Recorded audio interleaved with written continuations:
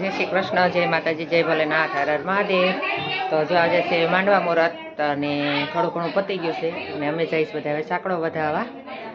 તો હાલો આપણે બતાવી દઈએ, બીજા બધા રેડી થઈ ગયા છે। તો આજનો વિડીયો મસ્ત આવવાનો છે અને બન્યા રહેજો ઠીક લાગી અને મસ્ત લાઈક શેર અને સબસ્ક્રાઈબ કરવાનું ભૂલતા નહીં।